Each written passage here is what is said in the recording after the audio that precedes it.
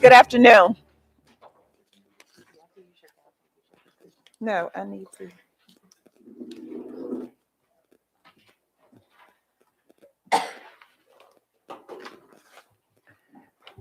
Good afternoon, and welcome to this meeting to the Board of Education. This meeting is being televised live on AACPS TV and streamed on AACPS YouTube channel. General information and protocols for the meeting are posted on the signs by the doorway as you enter the room. So please make sure that you read those if you have not already. The invocation. Oh God, we pray to administer that which is just in all educational policies, being ever mindful of your guidance, stir us to actions with love, wisdom, and understanding. The Pledge of Allegiance. I pledge allegiance to the flag of the United States of America and to the republic for which it stands, one nation, under God, indivisible, with liberty and justice for all.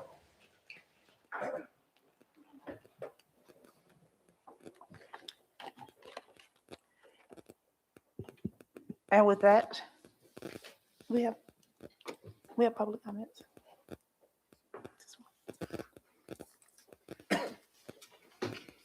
Next item is public comments on the agenda items and non-agenda items.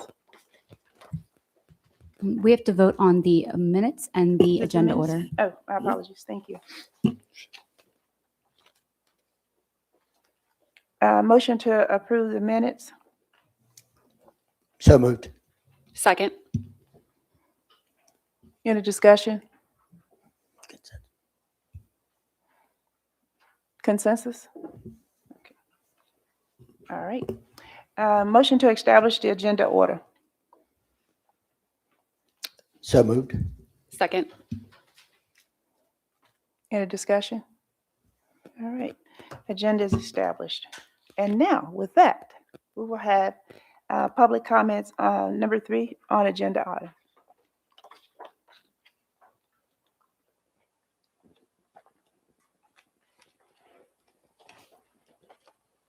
This is the one opportunity that the public comments is one opportunity that the board provides to hear the views and receive the advice of community members. The members of this board appreciate hearing from interested citizens. As appropriate, we will refer to your concerns to the superintendent and follow up on his staff. The board will hear comments as you were.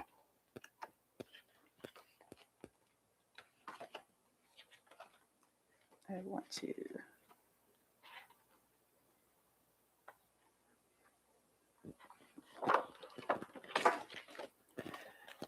The board will hear comments as appropriate and refer them to the superintendent for his follow-up and staff. While we encourage public input on policies, programs, and practices within the purview of the board and the school system, this is not a proper forum to address specific students or employee matters or to comment on matters that do not relate to public education in Anne Arundel County. I remind everyone that inappropriate personnel remarks on other behavior that disrupts or interferes with the conduct of this meeting are out of order. Persons who otherwise disrupt or disturb this meeting will not be allowed to continue their remarks and will be asked to leave the meeting. It is not the board's general practice to engage in question and answer session with the speakers. For the record, please give your name before speaking. Handouts should be given to the board assistants. I ask that the speaker observe the 2-minute clock. A yellow light will shine when you have 30 seconds remaining, and a tone will sound when your time has expired. Please conclude your remarks when you hear the tone. If you continue after the time has expired, your microphone will be turned off. It could also be turned off if the speaker addressed specific students or employee matters or comment on matters not related to public education in Anne Arundel County. And with that, we have our first speaker, Ms. Gabriella Blair. Now, this is a treat. I did not see this coming. Okay. Good evening, President Dent, Vice President Pulliam, Superintendent Vidal, and members of the board. My name is Gabriella Blair. I am a sophomore at Meade High School. I appreciate the opportunity to speak before you all. I'm here to share my concerns about the class Global Community Citizenship. I took this course during the first semester of my freshman year. After reading the syllabus, I was genuinely excited. I expected a class that would help students explore identity, build communication skills, and prepare us to engage respectfully in our school and community. Unfortunately, my experience did not match these expectations. Much of the content felt repetitive. Many topics were things we had already learned in middle school health classes, discussed in English, or encountered simply by being students in today's world. Instead of deepening our understanding, the class felt like a review. In my case, the course was taught by a teacher who was open about not knowing much about the subject and not being particularly interested in teaching it. While they were an excellent teacher in other settings, most days consisted of reading slides, brief discussions, or periods where students caught up on work in other classes. Many students, including myself, were left wondering the same question: why was this class required? After talking with students at my school and at other schools across the county, I learned that this experience was common. Different teachers, but the same outcome. A required course that felt unproductive. This is not a criticism of the teachers who care deeply about their students, but of how the course is structured and taught. Students are now required to take a financial literacy class, adding another semester of graduation requirements. While financial literacy is important, stacking required courses that are not engaging reduces the time students can dedicate to classes that match their goals and interests. At Mr. Morgan's recent Mob Town Hall, my friend Sia Jane, a sophomore at Severn Run, suggested teaching financial literacy in one quarter and teaching GCC in another. This would allow both subjects to be covered effectively without taking up 2 full semesters. GCC has real potential. Involving students in curriculum development or combining it with financial literacy into a single, well-designed course could make it engaging, efficient, and relevant. If that is not possible, I strongly believe it should no longer be a graduation requirement. As a student, I want my required classes to challenge me and help me grow. For many of my peers and for me, GCC has not done that. I hope you will take student experiences into account and work to make this course meaningful or reconsider its role as a graduation requirement. Thank you for your time, and thank you so much for listening.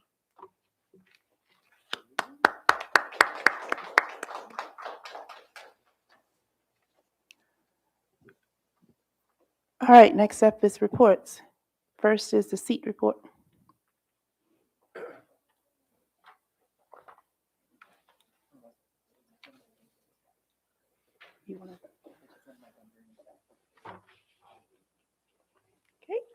Good evening, President Dent, Vice President Pulliam, Dr. Bedell, and members of the board. My name is Roland Sanya, and I'm a senior at Glen Burnie High School. The Student Equity Advisory Team, or more affectionately known as SEAT, has been busy at work. Just 5 days after our last presentation to this board in October, some of our middle school ambassadors immediately began collaborating with the peers as part of the AACPS Middle School Task Force, an initiative supported by the board to examine the academic and social experiences of middle school students. Through focus groups, some of our ambassadors were part of teams that shared their perspectives on peer-to-peer and adult-to-student relationships, school safety, student engagement, and belonging, all in an effort to help our district strengthen the middle school experience so the hard work happening in elementary schools continue into the next phase of student learning. We close out October by meeting with the Board of Education's Equity Committee, where SEAT representatives share concerns regarding the need for additional support and more equitable practices for students engaged in advanced learning opportunities.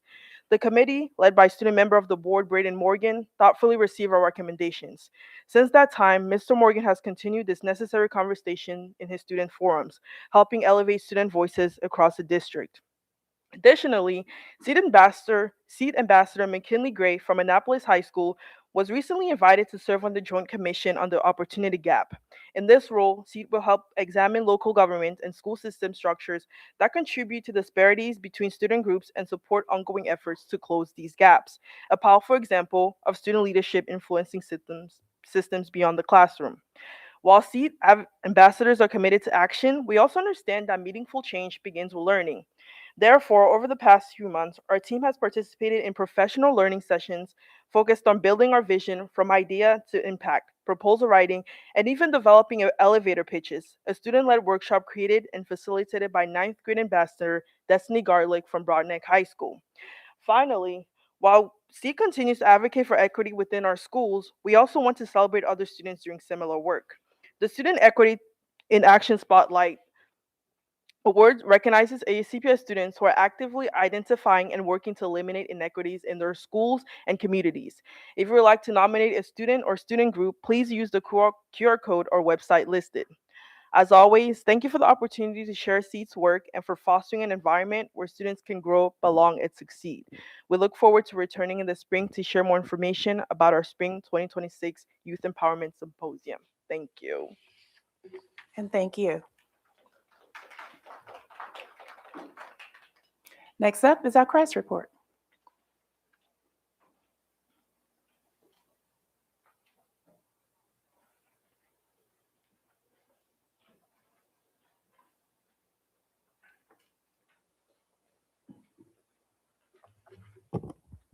Good evening, President Dent, Vice President Pulliam, Dr. Bedell, and members of the board. My name is Jason Semenoff Jr.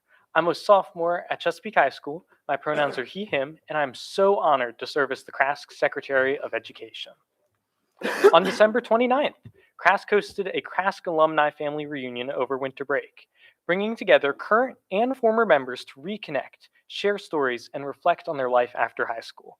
I particularly enjoyed hearing from former secretaries of education and their inspiring journeys through life. Last Wednesday, January 7th, CRASC hosted a SMOB information night. SMOB interest forms were due on Monday, January 12th at 8 p.m. and have been forwarded to principals who have until Friday, January 16th at 4 p.m. to nominate one person or nomination per school. Following the submission of all final nominations and applications, nominees will be announced on January 26th. An interview panel will then narrow the field to 5 semifinalists ahead of the nominating convention. CRASC will host the SMOB nominating convention on Wednesday, February 18th at the Chesapeake Arts Center, where 3 finalists for the 53rd student member of the board will be selected. Students interested in serving as part of their school's voting delegation should contact their SGA advisor for more information. On January 29th, the annual school Polar Bear Plunge will take place at Sandy Point State Park. Students from across Anne Arundel County will brave the Chesapeake Bay to support Special Olympics Maryland. So far, $481,400 have been raised from cool schools. This initiative across the state, and the top 5 fundraising teams for AACPS are Crofton High School, Arundel High School, Crofton Middle School, Arundel Middle School, and Glen Burnie High School, who have raised a combined $93,000. To donate to a Polar Bear Plunge or team, visit plungemd.com. Good luck to everyone taking part in the plunge this year.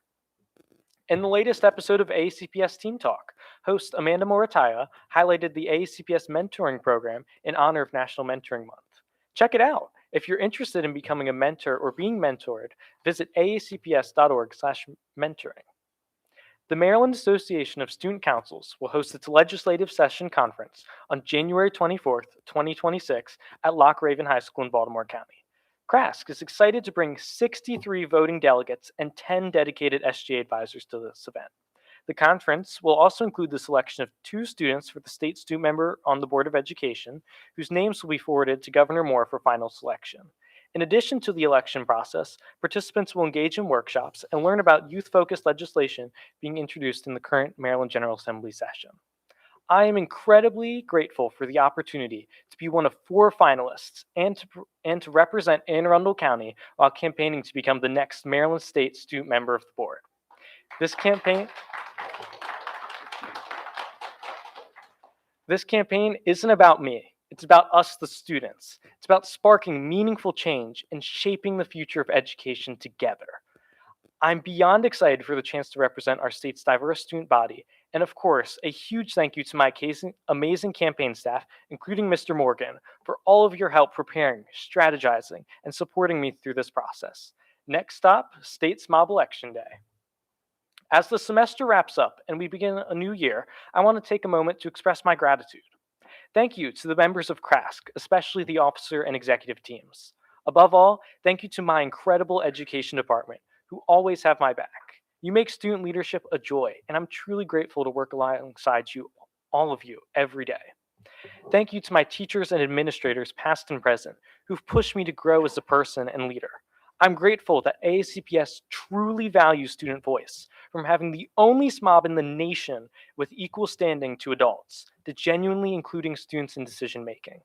Serving on the AACPS Strategic Plan Steering Committee, Health Materials of Instruction Review Committee, and Calendar Committee have shown me that my voice matters and student voice is valued. Thank you to our amazing craft mom and advisor, Ms. Pellegrin, for keeping everything running smoothly, to the community leaders who've supported me, to my friends for listening to many education and politics rants more than they should have to, and to my family for always being in my corner and making these opportunities possible. This semester was amazing, and I cannot wait to see what the next half of this year brings. A list of upcoming CRASC events are on this slide and can be found at aacps.org/CRASC, where there's also a link to join our amazing Canvas course full of information constantly being updated. That's all from me. See you next month. Mr. Morgan.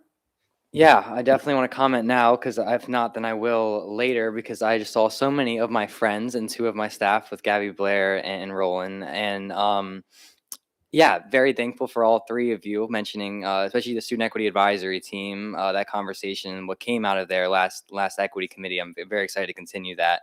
And some truly amazing students in all three. And the town hall that Ms. Blair mentioned, I mean, you know, the conversations coming out of there are truly awesome. I think at one point, I looked at the clock and realized we've been in a town hall for almost 2 hours rather than the normal hour, which was crazy. I had some people up way much past their bedtime, especially Miss Pelly. And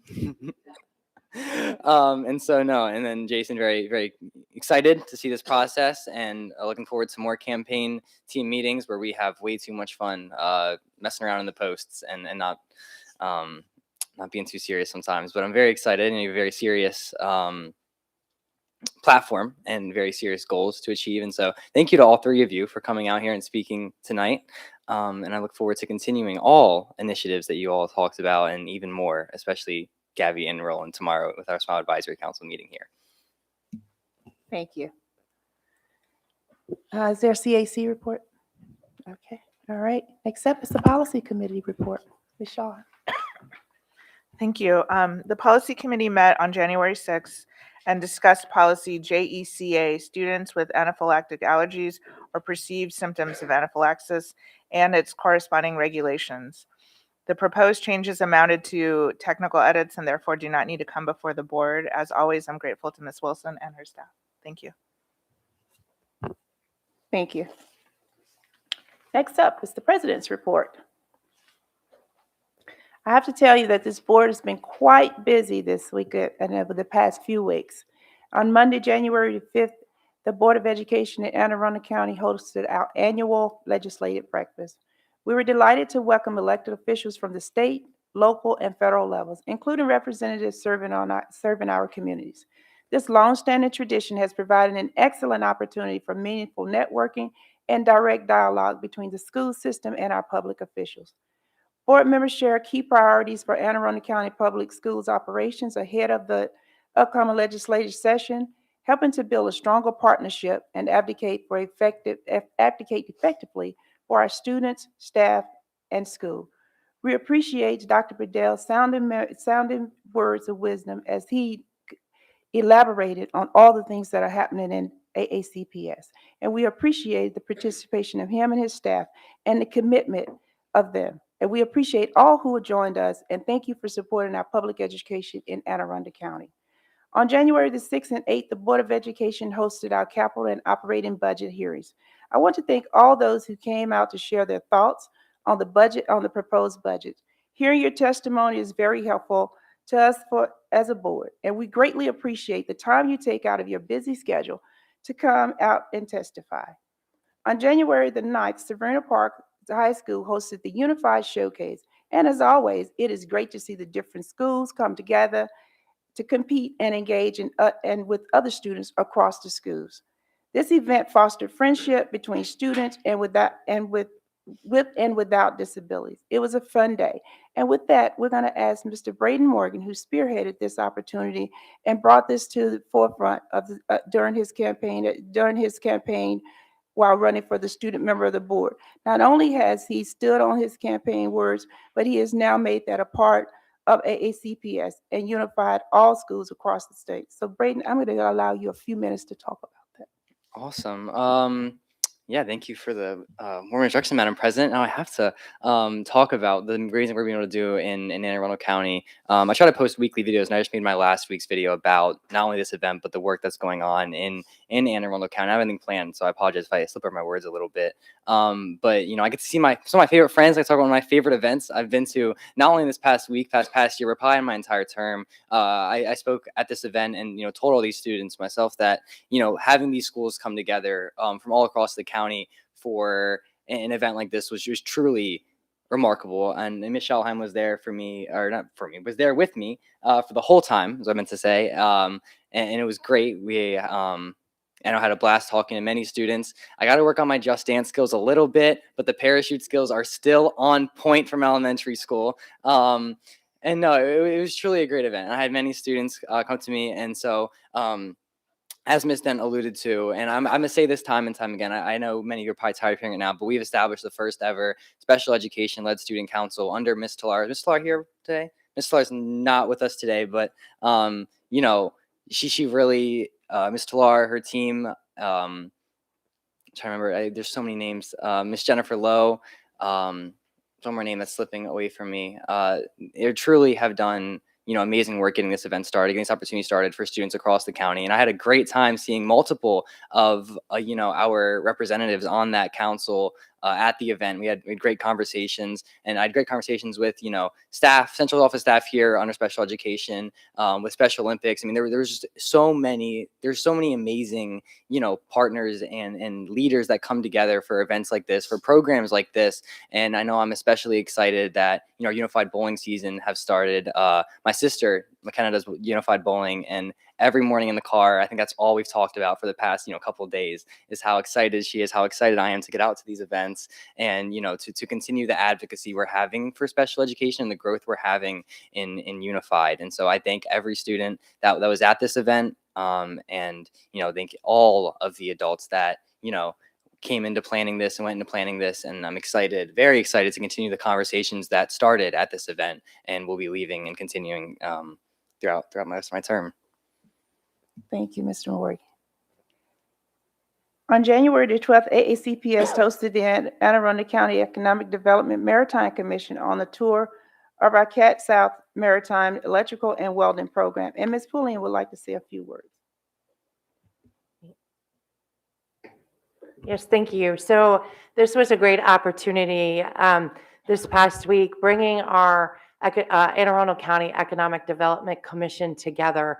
Their maritime team were looking for ways to partner with AACPS, and this is a perfect opportunity. We had Mr. Rose, Dr. Hamlin, and Miss Bauer there with our students, and we really looked at ways that our programs that we already have pre-existing, such as the maritime, the electrical program, and the welding program, how we can use that to partner, where students can start working more.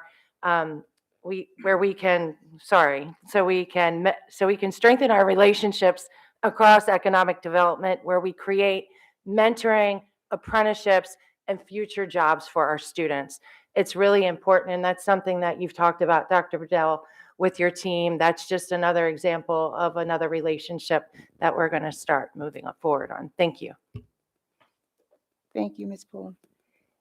On January the 10th, the members of the board attended a TAG legislation luncheon, and this was amazing because it had the opportunity for not only the board members to discuss, and the way they broke it down was you get to sit with your district. So it was a really important event, and I'm going to ask Mr. Silkworth to just make some comments. Yeah, this is an annual event, and it is really a very marvelous one. It's held on it's the Severn, right on the river, and you can see the Naval Academy across. But it's just a great time for us to get together with TAC members, with a lot of legislators, our political friends, just to get together and have some dialogue. And the weather wasn't so great outside, but the conversation and the activities that took place inside were fantastic. The food was great. And so a great activity. Thank you. Thank you very much. And with that, a couple of events that happened this week was our brief to the county council, which is a great opportunity for us to just talk about what it is that we've been doing in the state of our schools. And Dr. Bedell did an amazing job with that. And we also getting ready to host the today Avid School Student Leadership Conference with Anne Arundel County, where Mr. Morgan attended. So I appreciate being the opportunity to continue to serve as president of this board. And that concludes my report.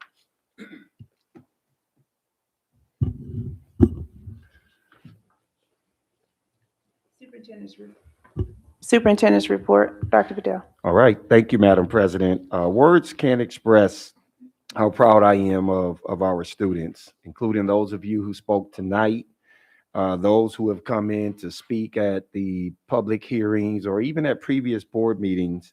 I think, for me, and this is unscripted, it moves my heart to really listen to how you all advocate. And I think you do a great job of advocating for change. I think you do it in a very professional way.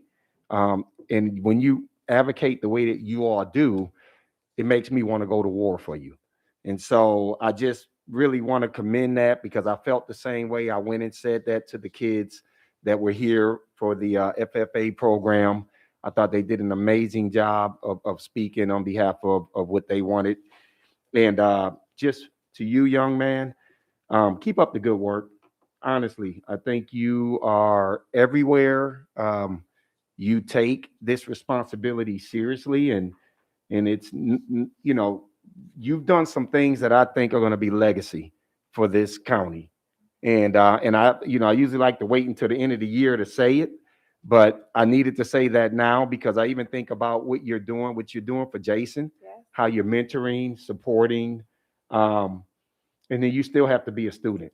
So I just want to commend you on that. Now I'll get to the scripted stuff. I want to start by saluting 3 of our school-based administrators who have earned state awards from the Maryland Association of Secondary School Principals for their work. Meade High School Principal Ryan Durr has been named High School Principal of the Year for the state. Arundel High School Assistant Principal Lindsay Herbin has been named High School Assistant Principal of the Year. And Northeast Middle School Assistant Principal Andrea Kennedy has been named Middle School Assistant Principal of the Year. All of these people for the state. All 3 are awesome administrators who are making huge positive differences in their schools and beyond. MASSP gives out 4 awards each year, 2 at the middle school level and 2 at the high school level. Members of our AACPS family earned 3 of them this year. So let's just give them a round of applause. That's amazing. More congratulations are in order. This time for 18 amazing AACPS dancers who earned all state honors, and 1 other who earned honorable mention. AACPS dancers make up 18 of the 26 all-state dancers in Maryland. Special kudos to Meade High School's Daphne Dabble-Dally, who earned the Excellence in Student Choreography Award for the state. This is the 2nd year for this award, and the 2nd time an AACPS dancer has earned it. In the wake of the COVID pandemic, there has been a lot of public discussion and skepticism about the ways in which school districts manage federal ESSER grants. Over the winter break, we received the results of a state audit that shows just how well we did that work. The Maryland State Department of Education hired an outside firm to audit a sample of our COVID transactions. The audit firm found that we followed all federal requirements around financial management and programmatic implementation. This work involved almost every office in our district over a 5-year period to manage and implement more than $200 million worth of grants. To have an audit result in no fiscal or programmatic findings with these grants under those conditions is just not impressive, but a testament to the work of everyone on our team to adapt to changing conditions and to continue to serve our students. Everyone in our school community should be proud of this work. Next, I want the effort our students in school make annually to support Special Olympics Maryland through the Cool Schools Plunge. I've been out there at Sandy Point State Park to support this effort every year that I've been here as superintendent. And no, I am not getting in the water. But I do make it a point to support the thousands of our students and staff who do. Our support has been so strong that we've been given our own day this year. This year's event is set for January 29th. Last year, our district alone raised more than $600,000 to support programs that include our amazing unified sports teams, unified physical education, the Young Athletes Program, and the many other ways that AACPS partner with Special Olympics Maryland to create innovative, unified programs throughout the year. In fact, Anne Arundel County has, this is a struggle with this mask, I promise you. Anne Arundel County has the most Special Olympics unified national banner schools in the state. This year, organizers hope to raise $1 million from the school's event alone. AACPS has raised over $230,000 currently and has more than 3,000 participants. And we know both numbers will continue to grow as we get closer to Plunge Day. Anyone can sponsor a student or a staff member. Just contact them to do so. If you want to make a general donation, we've set up a link at www.aacps.org/cool schools. Last week, I had the opportunity to speak to Leadership Anne Arundel's flagship class as a part of their Education Day. Every year, I am impressed by the willingness of members of the class to want to lean in and learn about the county and how they can help make this school system a better one. Thank you to Chris Schock and the entire Leadership Anne Arundel team. I want to make sure everyone is aware of a possible change in school schedules if we get inclement weather at the semester break. Our agreement with the Teachers Association calls for one non-student day between the second and third marking periods. That day is currently scheduled for Tuesday, January 20th.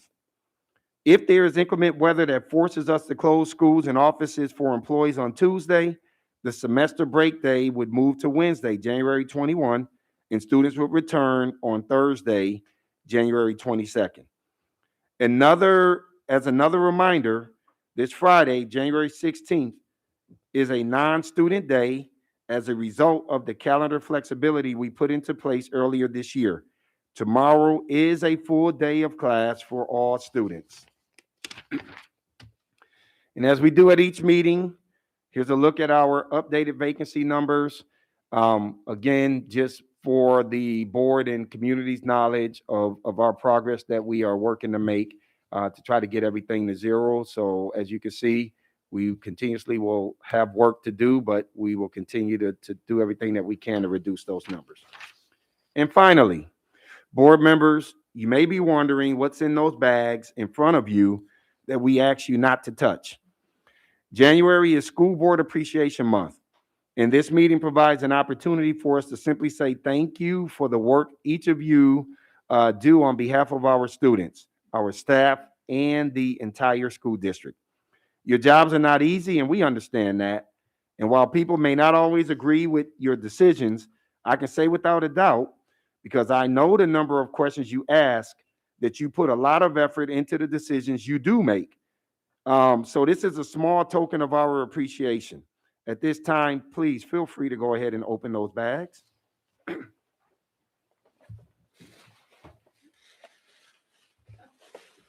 I even put a note that says, please refrain.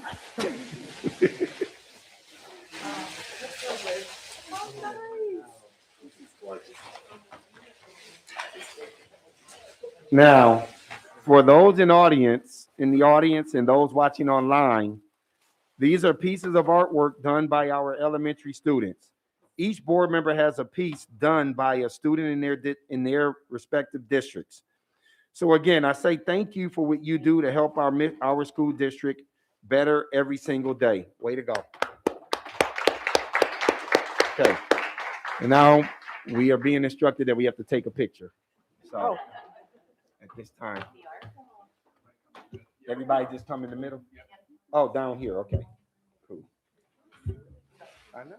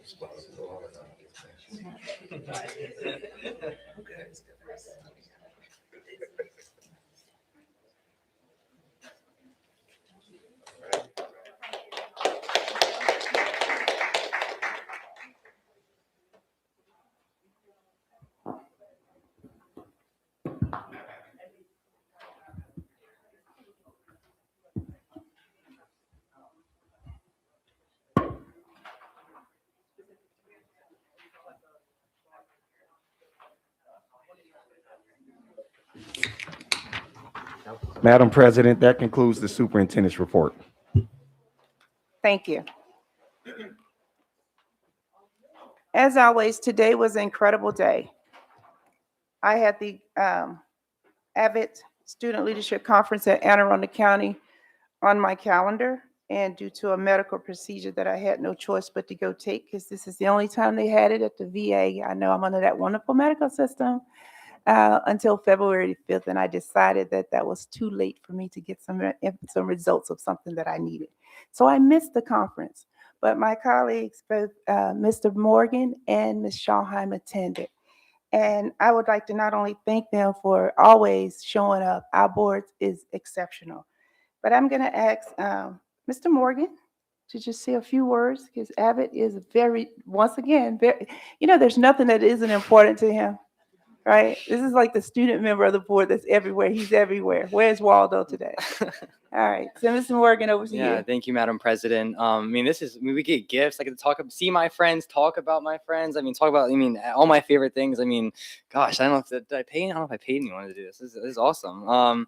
Today was an amazing day, and I don't want to give individual thanks. I don't want to leave anyone out, because there were so many students and leaders who went into planning this event. It's my first time attending this event, and it was truly amazing. There were, I want to say, hundreds of students across the county at different AVIDs at the high school and middle school level, who were not only able. There were student speakers. There was a keynote speaker, and if I want to highlight two, and this is unscripted. I'm not even sure what events I'm going to pick yet from this. I got to speak, but I think my favorite part was, talking with students at lunchtime and going to different workshops and seeing, that peer-to-peer connection we always talk about students, teaching each other and leading each other on different leadership-based workshops. I talked to some Old Mill students, especially, that really stuck out to me, who were, their first question to me was about advocating for the School of Old Mill. And I thought that was really, awesome, because, sometimes AVID students are the students who need a little extra hand, need extra support in AVID. And when you give them an opportunity, when you give them, these students a chance, they're hungry students. They're students who want to lead, students who want to learn. Just like one, senior at Crofton High School, Chloe Thomas, who is a fellow senior who wants to major just like me in poli-sci and education policy. And so, of course, I had to say hi, and I told her, we can, talk as little or as much as you wish, so we can get, get her involved, get her, voice heard, and her, fellow classmates' voice heard. And she goes, "Oh, Braden, you'll know my favorite color by Friday." And so it's just to show that there are leaders within this district, leaders within AVID, who sometimes may not always know, what opportunities are there for them, but they're hungry for them. And so it really showed me that AVID is an amazing program, and there's no doubt about that. I know Dr. Roberts was there as well and was able to share some of that data to the students on how impactful our AVID programs are. And, truly being a fellow AVID student, I'm not sure where I'd be without it. And so I want to thank Ms. Schallheim for attending as well. It was amazing to have Ms. Schallheim there. And, she was able to even talk with some students with me as well. And so it was ultimately an amazing event. And I was really glad to make a lot of new friends through our AVID communities, and, not only speak to our AVID students, but especially, hear and listen to our AVID students and the, concerns and what they were able to teach me in those amazing, engaging workshops. Thank you, Mr. Morgan and Ms. Schallheim, for attending. So I want to talk about something a little bit different. Being an elected official is a lot. But being an elected official for the Board of Education is exceptionally special. It means that not only are we proud of every accomplishment that the school makes, but we are clapping beyond belief when we see rising leaders within there. And so I want to just mention this, and I know Jason kind of just passed it by, but I want to say to Jason Seminar, he mentioned it briefly, and he just kind of passed through this crash report a few minutes ago.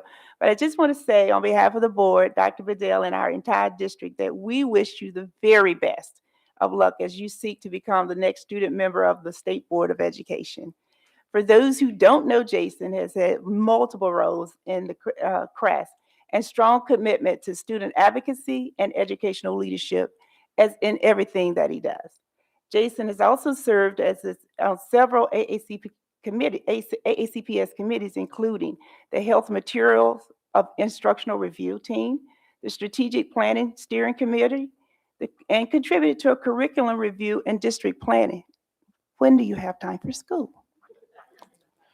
But when the strategic plan was presented and the board adopted it in 2024, Jason presented the section detailing the portrait of a graduate in the Belong, Grow, and Succeed model. The Belong, Grow, and Succeed has been a infectious slogan that has been embraced by this entire district, by every student. And I can tell you that CRAS has taken that to the next level. So thank you, Jason. And as one of the 4 finalists for this seat, I can say on behalf of the board that we are so proud of you. And we believe that if Governor Moore is looking at anyone, he's looking at you. And so here's looking at you, kids. So thank you on behalf of the board. We're incredibly proud of you.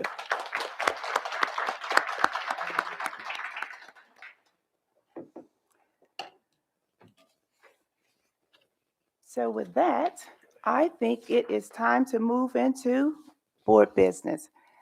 The next is the consent of items and award of contracts. Motion to bundle. So moved. Second. Dr. Bedell. Thank you, Madam President. The superintendent recommends that the Board of Education authorize the award of contracts on the consent items numbered 5.01 through 5.19. Ms. Al. If there's no dissent, you can vote by consensus. Consensus? Ms. Howe?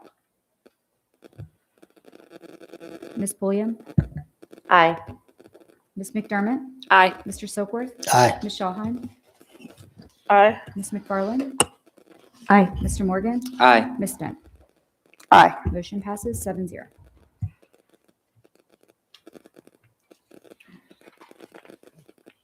All right, so I will apologize on behalf of my board member, Dr. Tobin, who is not here this afternoon. I did get her note. I don't have my notes in front of me because I kind of don't like being late. And so when we came out late, everything else just kind of went behind that. So I'll say that for the record. Dr. Tobin is out for this afternoon, but she's on a much-needed vacation. And so I will tell you that she is actively participating in everything that we do, and she continues to advocate on behalf of every member of the staff, every student, and every faculty here in AACPS. So we hope that she's enjoying her vacay, and we know that her input is more than expected as she come back. So we won't give her any time to take a break. She's going to come right back and get back to work. So thank you. And with that, we're going to go into administrative actions. Excuse me, Ms. Dent. We need to vote on the actual contracts as bundled. We voted on the bundle, but we need to actually have a motion and a Okay. second on the consent items as bundled. Okay. Do I hear a motion to vote on the consent items as bundle? So moved. Second. Any discussion? Any dissent? Ms. Howe? Ms. Pulliam?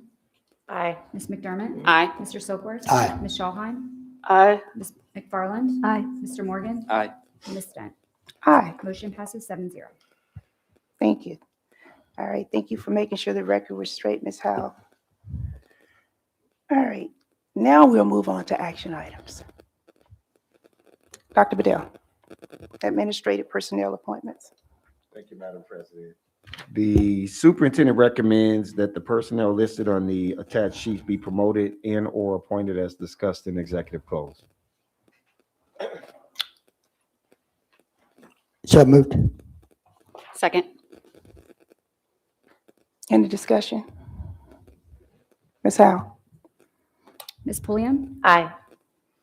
Ms. McDermott, Aye. Mr. Soakworth, Aye. Ms. Schallheim, Aye. Ms. McFarland, Mr. Morgan, Aye. Ms. Dent. Motion passes 7-0. All right, item 6.02, personnel. Dr. Bedell. Madam President, the superintendent recommends that the board approve the actions as stipulated on the attached sheets. So moved. Second. Any discussion? All right, Ms. Howe? Ms. Pulliam, Aye. Ms. McDermott, Aye. Mr. Soakworth, Aye. Ms. Schallheim, Aye. Ms. McFarland, Mr. Morgan, Aye. Ms. Dent. Aye. Motion passes 7-0. Next up, item 6.03, policy revision, third reader on graduation required policy code, IC. Thank you, Dr. Madam Bedell. President. We have Grace Wilson and Michelle Batten who will come up to take us through this presentation. I'll go ahead and submit my recommendation now. The superintendent recommends approval of policy IIC, subject to final correction for style and format. Good evening, President Dent, Vice President Pulliam, members of the board, and Dr. Bedell. For the record, I'm Grace Wilson, Director of Legislation and Policy. Good evening, Michelle Batten, Assistant Superintendent for Curriculum Instruction and Assessments. Policy IIC is on third reading before being adopted this evening. This policy was recently posted for an additional public comment period after second reading due to substantive changes proposed to the regulation by the superintendent to add a 0.5 financial literacy graduation requirement for students. We received an additional 24 comments from individuals as a result of this additional public comment period, and those comments have been shared with the board and are publicly available online. In addition to the revisions proposed to the policy and the regulation, I did want to share that the Office of Academics is revising the program of study to clarify that students, with the exception of seniors, should be maintaining a full course schedule each academic year. And with that, Ms. Batten and I would be happy to answer any questions you may have on this policy or regulation. Board members, any questions? Ms. Schallheim? Thank you. Just to clarify for the record, in the program of study, which is an extension of the regulation, the rules for everyone listening at home, that it'll be stated clearly that freshmen, sophomores, and juniors must maintain a full course load, and that seniors, under certain circumstances, can have a partial schedule, which consists of 2 credits per semester. Is that accurate? Correct. Great, thank you. And that'll be printed and distributed for everyone to see in advance of the 26-27 school Yes, year. they should be in our schools around January 26th. Oh, wow. Okay, that's really quick. Excellent. I also have a statement I'd like to read at the appropriate time from Dr. Tobin. Should I do that now? Cool. All right. So this is from Dr. Tobin. I am so sorry that I am unable to attend tonight's meeting due to a family event. My thanks go to Ms. Schallheim for reading my comments on this important issue. I want to express my strong support for policy IIC and especially some of the accompanying changes to IICRA.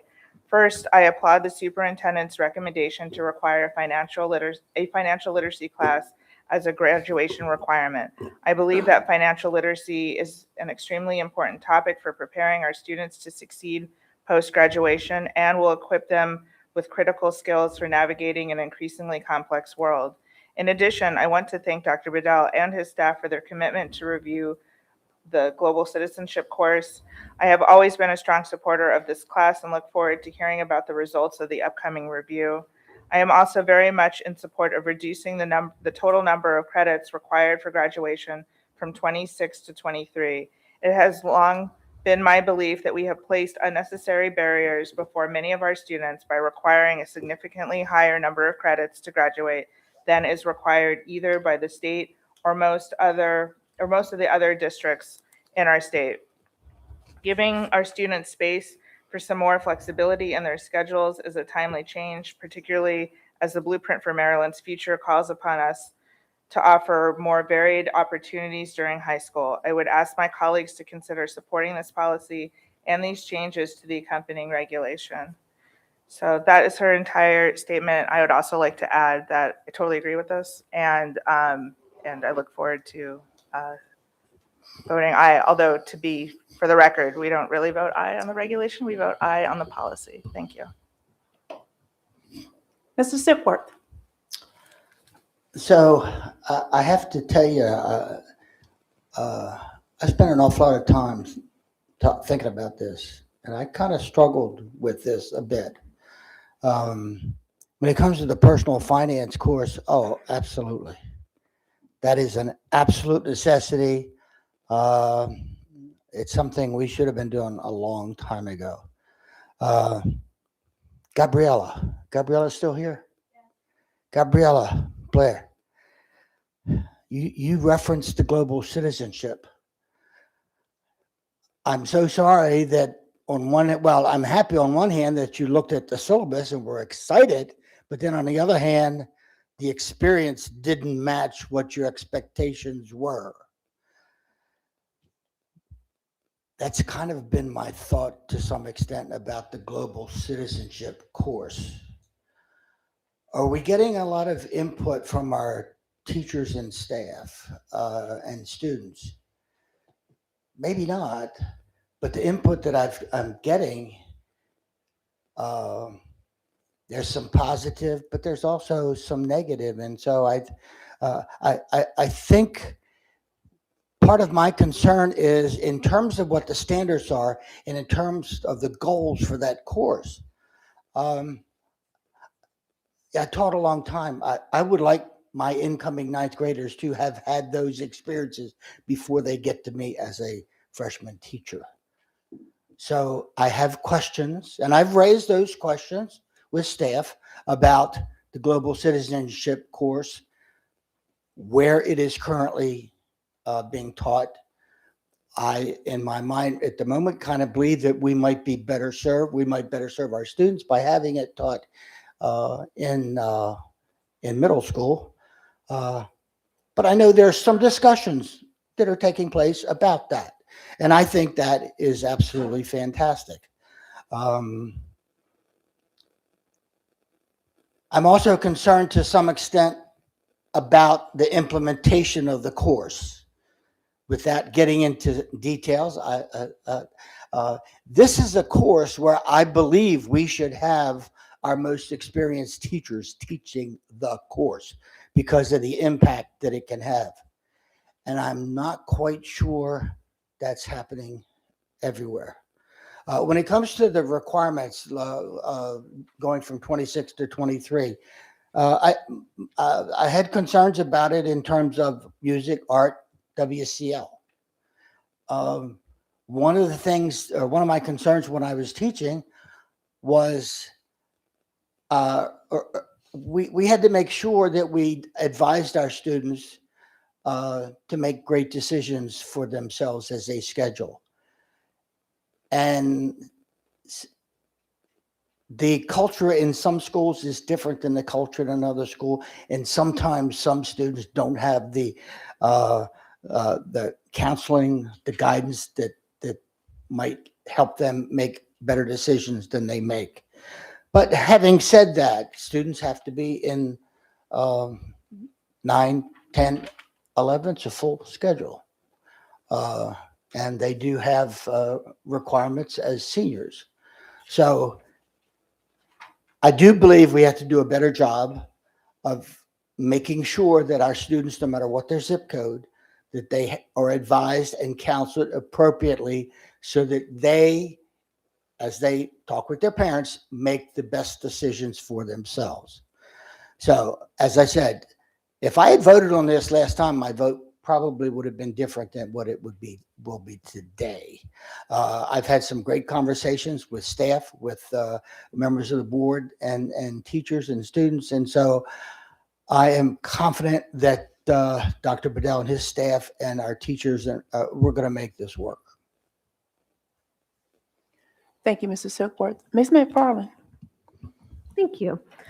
So I had some questions that I sent in advance, but I want to make sure that the public can hear them because they were often things that were asked of me by my community. So the first one, do we have data on the percentage of students who take a partial schedule senior year, particularly less than 4 credits? Yes, we have just under 19%. Okay, perfect. So I was hearing a lot of arguments that we're expecting less of our students by decreasing the amount of elective credits. Can you give some scenarios or demonstrate how certain students might be helped by this? In which scenarios would having the 26 credits be difficult, that this student might be more successful with 23 credits? Certainly. Well, just a reminder, 23 is our minimum, so that's the floor. Yes. And certainly students have the opportunity to earn above and beyond that. It, as Ms. Catalano has mentioned in the past, certainly opening up space and flexibility in our schedule for students throughout their tenure from 9th through 12th grade, really then allowing them to pursue their passions, whether that be in the fine arts, students who want to pursue more AP credits, our students who are interested in dual enrollment, and then also our students who are those dual completers, looking for not only the college and career transcript, but also the college-bound students. So they oftentimes can then now do both and have that flexibility minus the requirements. Good, thank you. And I did hear from constituents, I think we all have, about some situations where students have had difficulty doing, certain programs to study with AVID and some of the other interests they have. So I appreciate that feedback from the community. Next one, there's some concerns that there'll be less interest in electives because they won't have to take as many electives. So there were some teachers that were concerned that these electives will drop and that we'll have actual less FTEs in the building needed because of that. Can you speak to that and how we've addressed those concerns? So again, it goes to the students being able to pursue their passions. So certainly still having opportunities to take part of electives that are a part of their interest. Again, whether they're on that trajectory for a college opportunity post high school, or again, just pursuing their career opportunities that they're looking forward to, they'll still have that opportunity to continue those electives. Great. And my last one is more a couple more comments are just more for the community that I asked about. I had a suggestion about the algebraic applications class being renamed because people didn't know what it was. So I just want to let them, I did address that with the staff. And also global community citizenship was one that we had some questions of whether we could move that to middle school. So I did ask that question. And for me right now, I think that I'm getting the sense that this is something we're going to be relooking at. I think maybe we should keep it in for now because it does seem like it's something we're going to kind of make sure that we're getting the desired result of the initial implementation of the program and possibly maybe moving it to middle school. But I think at this point, it might be wise to leave it where it is and with the understanding that we're going to kind of be reassessing that. And Ms. McFarland, Global Citizen course will go through a curriculum update this summer prior to next school year. Great. That's all my questions for now. Thank you. Thank you, Ms. McFarland. Next up is Mr. Morgan. Hello, Ms. Wilson. Hi, Ms. Batten. I kind of want to, clarify for the public. I know we've talked extensively today, and kind of also thank you, Ms. Batten, Ms. Wilson, Ms. Catalano, and Dr. Bedell. When I first saw this policy, or not a policy, when I first saw the change from 26 to 23, I've never had an issue with that. I had a concern about the high school program of study change, which, for clarity for the students who will be seeing this, that change does not come when we're voting in tonight. It comes in the high school program of study. That change that would take the credits from 2 senior year to 4, 2 per semester. My worry was, and I thought about all the students that I'm close with that I know who utilize schedules, who take 2 classes on one day, on an A day, for example, and no classes on that B day. And I realized that would be no longer under 2 per semester. And I thought about, why do those students do that? And every single student that I know who takes those credits or takes that kind of schedule, they do it to have time to work. They do it to have time to work, not because, not for fun, but because their family income needs it, because they need to save up for college. And many times these aren't students working internships, apprenticeships, or even, for that matter, sometimes not even official jobs. They're working long hours, late hours. And so, I, of course, expressed these, concerns to Dr. Bedell, to Ms. Catalano, Ms. Wilson, Ms. Batten, and I want to thank you all for being so receptive of that and being able to, kind of answer a lot of the questions that I had. And, to all the students who had these concerns, a lot of the answers, I've gotten, and of course, feel free to add on if I'm missing anything, have been very reassuring. And students will still have, options for flexibility, a lot of flexibility under those extreme circumstances. And I think in total, I support this policy. I agree with this. It gives I believe it gives students more freedom to explore, deeper into those, electives, into those paths.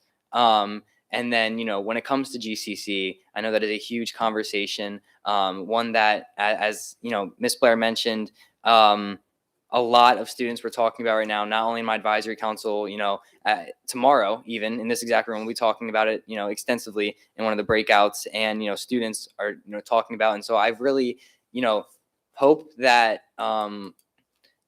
we can, kind of work through what these students are saying, because, I don't know about everyone else, but, a lot of the ideas that Gabby shared, and that is a portion of the ideas. Those are some of the best ideas that come out of the meeting this Sunday, but some of those ideas that were in that meeting, I mean, I have like 2 pages full of like different things. And so it was an over an hour-long conversation. We'll have another, long conversation full of student leaders just tomorrow. And so I really, I'm excited to talk about GCC, because I believe there is so much potential there that's not being fulfilled, but can be fulfilled through student-driven reform.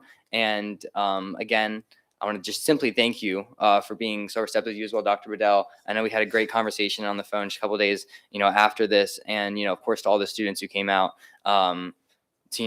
I got so many messages, and sometimes I was reading those messages and I just sat there and I was like, oh my gosh, it's just truly amazing for all the student voice that came into this, and the concerns many times from high schoolers wanting to be impacted by this. And so I just simply, thank you all. If I didn't clarify on, please, or correct me if I'm wrong about anything. But again, thank you, and thank you to all the students who reached out. I'm excited that we, still have time to collaborate with high school program of study, and still, have time for that.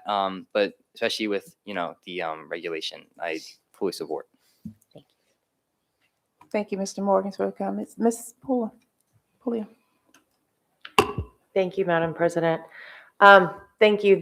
I too have been on the fence with this policy. And first, we'll start off with the financial literacy. From day one, coming into the Board of Education, this is something that has been very important to me. You hear it from other elected officials when they're in the state legislature, saying that they wanted this mandated. You hear it from parents, you hear it from community members, and it just doubles down on how important the voice of the community is. But what I'll say is, I think a lot of times it's messaging, because the course was already here. It was just really putting our attention on it and saying, let's make sure that it's a requirement. So I thank you. The course was here. When Ms. Catalano sat down with the team and she went through the curriculum, it was on point. So it was probably the quickest and easiest conversation that we had. In terms of the GCC, it's not just Gabriella. Jason, I saw your face. This is something too that of each of the components of this policy. This is one I've been back and forth on.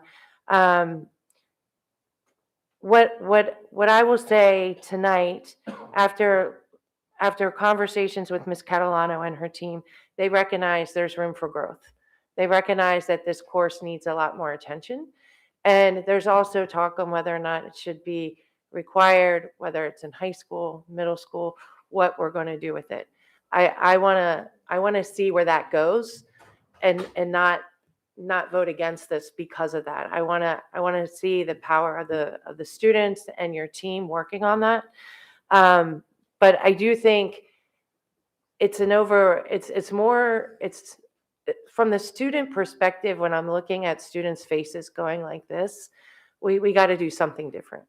And for you to take time to come out and speak to us, it means a lot. So please bring the students into the conversation. It's so important.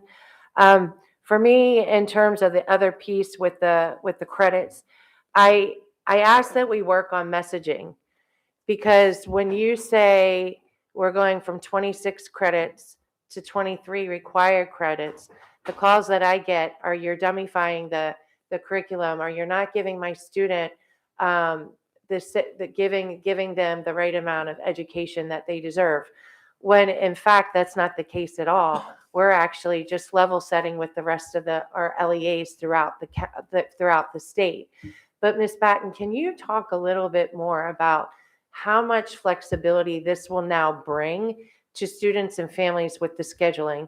Because that is also something that has been a critical talking point when I interact with parents and students, especially those who are going in the STEM direction, but then also want to do another path. Can you talk about how that will help with flexibility? Absolutely. So it really will, students will continue to have the opportunity to take 4 courses per day, A day, and then B day, 8 courses a semester. So really does open up that space for them to then pick and choose where their desires lie. And so in front of me, I have our program of study that we've mentioned a couple times. As you can see, it's quite robust. And so it really does give students a chance to dive into these courses that match their passion and their desires. So we're excited for them to be able to have that flexibility to then make choices that are right for them. Great. That's very helpful. The other conversation, and I think this is it, and Dr. Bedell, you and I spoke about this. Sorry, I know you're hearing step up. I know that in the future, the goal is to really have our students start having the career pathway or the IRCs. Right now, funding is definitely an issue on how we fund some of those things. Do you think this approach is going to help us get there in terms of the scheduling and the credits? Yeah, absolutely. So our students' scheduling is tied to the funding. So this partial schedule of 4 courses over the year allows us to count them as full-time students and then receive that funding that then just recycles into the blueprint opportunities that we're providing our students through, whether it be industry credentials or dual enrollment through our community colleges. So it really does allow that opportunity for our students, and we're able to pay for that. Thank you very much. And I know this has been kind of one of those topics we keep going around, but thank you so much. I feel much more comfortable. Thank you. So I would just like to say that there's been a lot of work done on trying to determine whether we want to go from 26 to 23 or 22.5, landing on 23. But I appreciate this, the work that has been around that.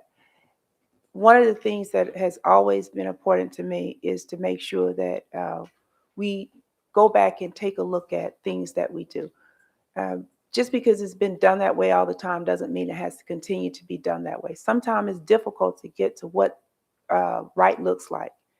But also, I think that we did do the right thing over the last couple of years of having the 26 credit. That gave our students an opportunity to probably take classes that they wouldn't have otherwise taken and exposed them to things that they wouldn't have otherwise been exposed to.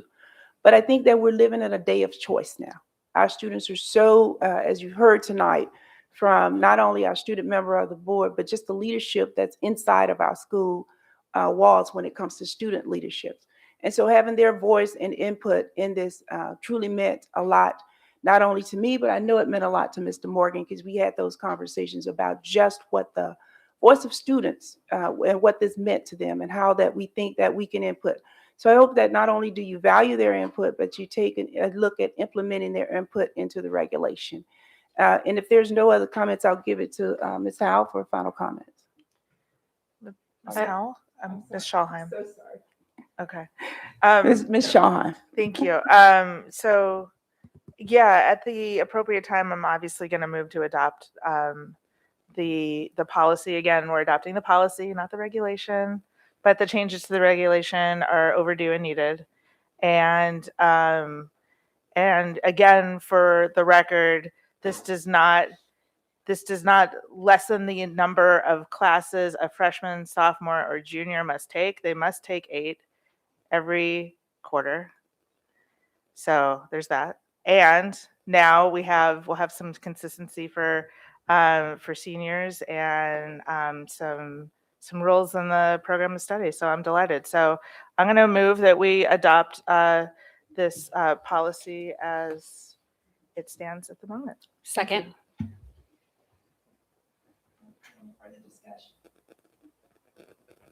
Ms. Howell. Ms. Pulliam, Aye. Ms. McDermott, Aye. Mr. Soakworth, Aye. Ms. Schallheim, Aye. Ms. McFarland, Aye. Mr. Morgan, Aye. Ms. Dent. Aye. Motion passes 7-0. All right, next up is item number 604. All Dr. right. Bedell.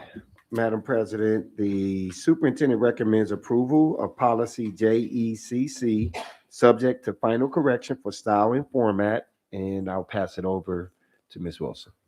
Thank you, Dr. Bedell. Again, for the record, Grace Wilson, Director of Legislation and Policy.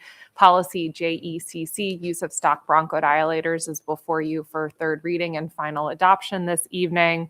As a reminder, this policy is being adopted in accordance with House Bill 86 from 2024, which authorizes school nurses and designated school personnel to administer a stock bronchodilator to a student in kindergarten through grade 12 who is experiencing asthma-related symptom or perceived to be experiencing asthma-related symptoms or respiratory distress, regardless of whether or not that student has been diagnosed with asthma or a reactive airway disease. And with that, I'd be happy to take any questions you may have on this policy.